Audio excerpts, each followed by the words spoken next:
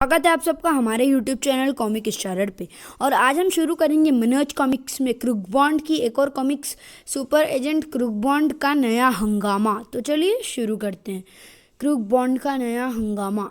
एक दिन कान खोल कर सुन लो, यदि आज शाम तक तुम दोनों मुझे अच्छे लड़कों की तरह नहीं मिले तो तुम्हारे लिए इस घर के दरवाजे हमेशा हमेशा के लिए बंद। यह आप सुबह ही सुबह बच्चों को क्यों डांट रहे हैं जी? आखिर किया क्या है इन्होंने? तुम चुप रहो जी, तुम्हारे ही लाड़ प्यार ने तो इन दोनों का भेजा खराब कर रखा है। न दोनों पढ़ते हैं और न कोई अच्छा सा कामकाज ही करते हैं। 1000 बार कहा कि पुलिस में नौकरी कर ले, चाहे चपरासी की ही सही, कम से कम ऊपरी आमदनी तो है। लेकिन नहीं, कमबख्तों पर जासूस बनने का भूत चढ़ा है। हर समय जोकरों की तरह सड़कें नापते रहते हैं, बेवकूफ़ कहीं के। पता नहीं आपको दिन ब दिन यह क्या होता जा रहा है जी। आप जो नाम और धन 10 साल से नहीं कमा पाए, वह मेरे लाडले ने 10 महीने में कमा लिया। फिर भी आप हमेशा अनोखे और मोटू के पीछे हाथ धोकर पड़े रहते हैं। खामोश!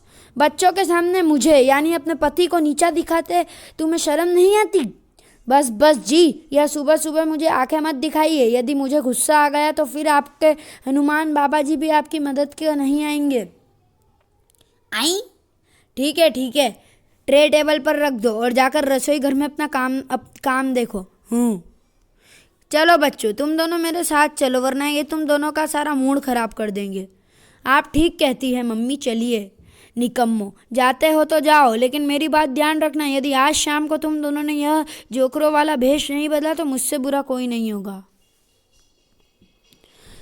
जब धमाका सिंह चाय पान करने के पश्चात अपनी ड्यूटी पर चला गया। अच्छा मम्मी, अब हम भी अपना हुलिया बदलने हेयर ड्रेसर के पास जा रहे हैं।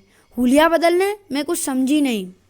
दोस्तों, मैं आपको बता दूं, धमाका सिंह क्रूक बॉन्ड और उसका पापा ही है जो उसको डांट रहा था। मम्मी, हम डैडी को इस लिबास और बालों में कुछ अच्छे नहीं लगते, इसलिए हमने फैसला किया है कि आज हम डैडी की बात रख ही लें और हेयर स्टाइल व लिबास आदि बदलकर उनके मन मुताबिक शरीफ आदमी बन जाएं। अरे तुम उनके मन की बात छोड़ो, उन्हें तो इस दुनिया में अपने सिवाय और कुछ भी अच्छा नहीं लगता। मुझे तुम दोनों इसी हुलियों में अच्छे लगते हो। चलो खाने की टेबल पर बैठो, मैं अभी तुम्हारे लिए गर्मा गर्म पूरियाँ और हलवा बना कर लाती हूँ। पूरी? हलवा? अरे मम्मी, तो फिर देर किस बात की, हम चलकर डाइनिंग हॉल में बैठते हैं, तुम फटाफट हलवा पूरी लेकर आओ। ठीक है। कुछ देर बाद, लो बेटा, पेट भर कर खाओ। आहा, जरूर आंटी। वाह! हलवा कुछ इतना ही स्वादिष्ट बना था कि आंटी, मैं तो पूरा 1 किलो हलवा खा गया, अब तो मुझसे उठा तक नहीं जा रहा। और मम्मी, मैं भी हलवे के साथ साथ पूरी हाफ सेंचुरी पूरियाँ खा गया, अब ऐसा जी कर रहा है कि कुर्सी पर ही सो जाऊँ। अरे बच्चों, जब इतना ज़्यादा खा ही लिया है तो चल कर लेट जाओ, अब तुम्हें कहीं जाने की ज़रूरत नहीं। तुम ठीक कहती हो मम्मी, चलो मोटू। और शीघ्र ही शाम होते ही, अनोखे की माँ, कहाँ है वो दोनों मर्दूद, और उन्होंने मेरे आदेश के मुताबिक आज अपना हुलिया बदला है या नहीं? अरे बाप रे, लगता है शाम हो गई और अपना बापू ड्यूटी से वापस लौट आए हैं। अब खैर नहीं। अबे मोटू के बच्चे, जल्दी से उठ जा, वरना तेरी खट राग बांसुरी आज बिस्तर पर ही बज जाएगी। अबे उठ जा कमबख्त, बापू लौट आए हैं और वे जरूर अपने पुलिसिया डंडे को कड़वा तेल पिलाकर लाए होंगे। इस बार अनुकूल प्रभाव पड़ा। क्या कहा? फूफा जी लौट आए हैं? हाँ, और इस समय हमारी खैर खबर लेने हमारे कमरे की तरफ ही आ रहे हैं। अरे बाप रे, अब क्या होगा? बॉन्ड भैया, फूफा जी के आदेश के मुताबिक हमने अपना शरीफों जैसा हुलिया तो बनाया ही नहीं, इसलिए तो कह रहा हूँ, चल जल्दी से भाग निकले, वह खिड़की इस काम के लिए ठीक रहेगी। चल। हाँ चलो। अरे कमरे में तो कोई नहीं है, दोनों कहाँ गए? लेकिन जी, मैं तो उन्हें इसी कमरे में सोता छोड़कर गई थी। बेटा मोटू, खैर चाहता है तो भाग ले, भागना ही पड़ेगा। मोटू, तू बाहर चलकर मेरा इंतजार कर, मैं गैराज से मोटरसाइकिल लेकर आता हूँ। ठीक है। वाह बॉन्ड भैया, फटफटिया ले आए, अब कोई डर की बात नहीं।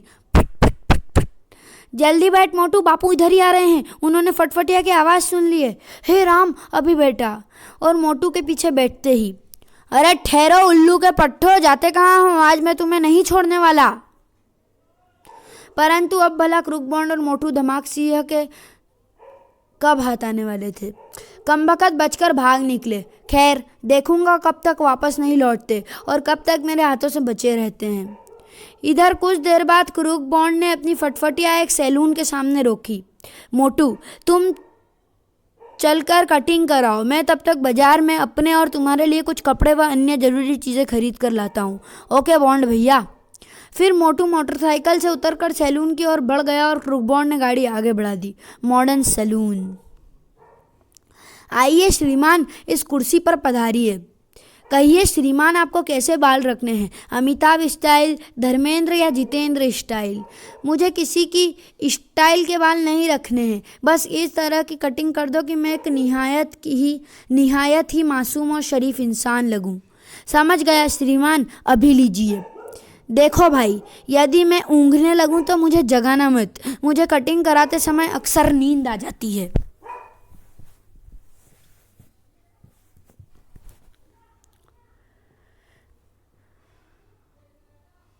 कटिंग मास्टर मोटू की कटिंग करने लगा और शीघ्र ही वहाँ मोटू के खर्राटे गूंजने लगे। लगभग 25-30 मिनट पश्चात, उठिए श्रीमान उठिए, आपकी कटिंग हो गई। क्या कहा? कटिंग पूरी हो गई? हाँ श्रीमान, चाहे तो शीशे में अपना सुंदर सलोना मुखड़ा देख सकते हैं।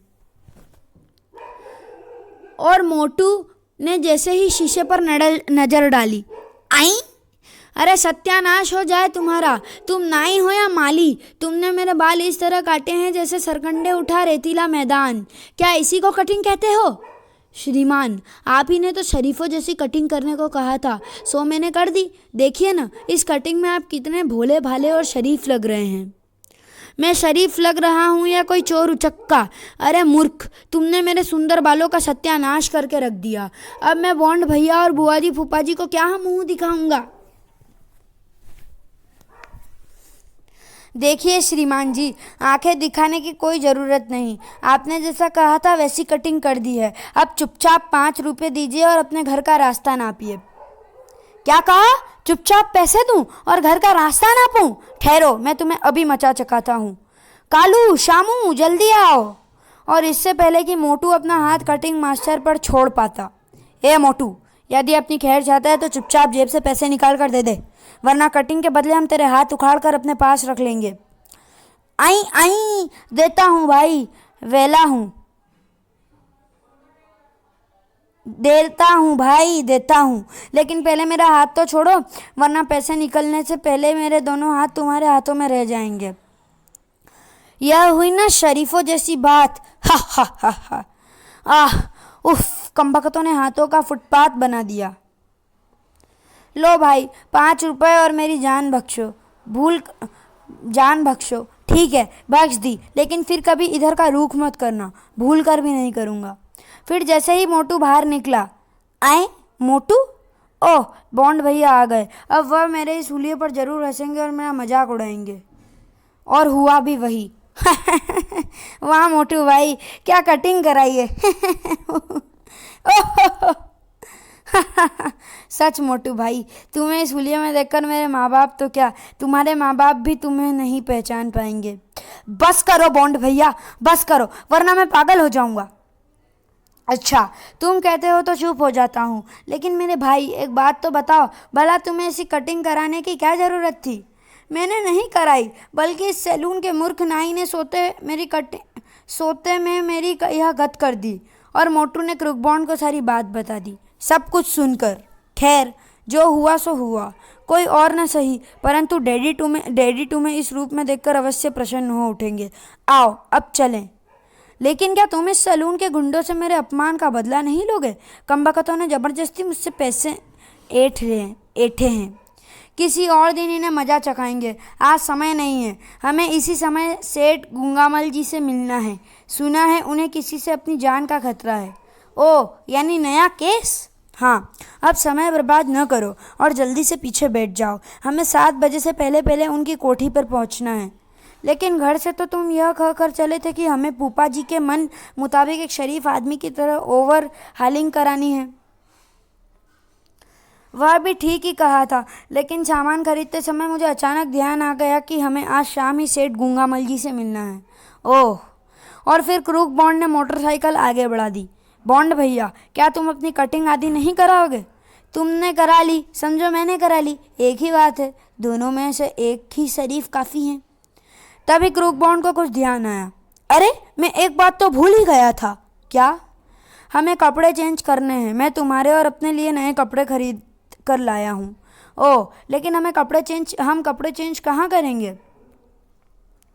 चलो किसी पार्क में चलते हैं, वहीं कहीं एकांत में कपड़े बदल लेंगे। ठीक है। निकट के ही एक पार्क के सामने क्रूक बॉन्ड ने मोटरसाइकिल रोक दी और सामान रखने वाले बॉक्स से एक पैकेट निकाल लिया। आओ भीतर चलें। लेकिन बॉन्ड भैया, पार्क में तो काफ़ी सारे लोग बाग हैं, फिर कपड़े कहाँ बदलेंगे? मुझे ऐसी एक जगह मालूम है जहाँ कोई नहीं आता जाता। वह कौन सी जगह है बॉन्ड भैया? कंटीली झाड़ियों वाली जगह, जहाँ सफाई कर्मचारी कूड़ा करकट डालते हैं। कुछ देर बाद, लो ये कपड़े तुम पहन लो, जल्दी करो। ठीक है, शीघ्र ही। वाह प्यारे मोटू, इस पोशाक में तो तुम किसी हीरो से कम नहीं लग रहे। और तुम भी बॉन्ड भैया, इस पोशाक में असली जेम्स बॉन्ड ही लग रहे हो। आओ अब चलें। इन पुराने कपड़ों का क्या करें बॉन्ड भैया? क्या इन्हें फेंक दें? नहीं, पैकेट बना लो, टूल बॉक्स में रख देंगे। ठीक है, मैं भी यही सोच रहा था।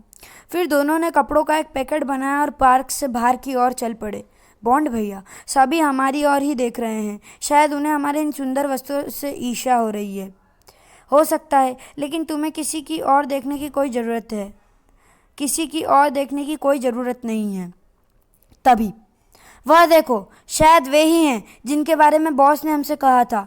हो सकता है, लेकिन माल उनके हवाले करने से पहले हमें उन्हें अच्छी तरह से चेक करना है। हेलो मिस्टर लंजू पंजू। बदतमीज! क्या कहा? लंजू मंजू? ए मिस्टर, यदि हम हैं लंजू मंजू तो तुम्हारा बाप होगा गंजू फंजू। बिल्कुल, बहुत खूब, यही हैं वे। कोड वर्ड का इन्होंने सही जवाब दिया है और इनका हुलिया भी वैसा ही है जैसा बॉस ने हमें बताया था।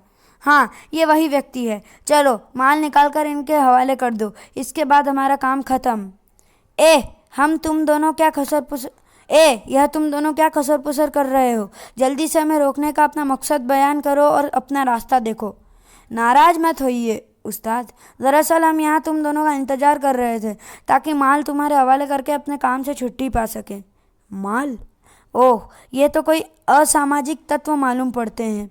अच्छा होगा कि हम लंजू पंजू ही बने रहें और असली मामले का पता लगाएं।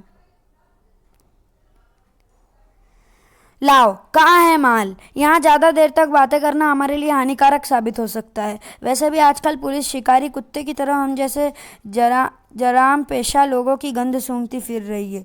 अभी लो उस्ताद। भिखारी, माल निकाल कर उस्ताद को दे दो, बाकी का काम इनका। यह लो उस्ताद, इस पैकेट में भांग, चरस, गांजा, हीरोइन, स्मैक आदि सब कुछ है और इस पैकेट को आपके कोठी नंबर 13 लिंक रोड में पहुंचाना है। वहीं से आपको पेमेंट हो जाएगी। ठीक है, समझ गया। लेकिन भैया, तुम्हें बीच में बोलने की ज़रूरत नहीं। बॉस ने यह काम मुझे अपनी अकल से करने के लिए सौंपा है। ठीक है भैया। तो चलिए दोस्तों, वीडियो को यहीं ख़त्म करते हैं और मिलते हैं इसके अगले भाग में और देखते हैं कि अगला भाग में क्या होने वाला है। तब तक के लिए goodbye, thanks for watching.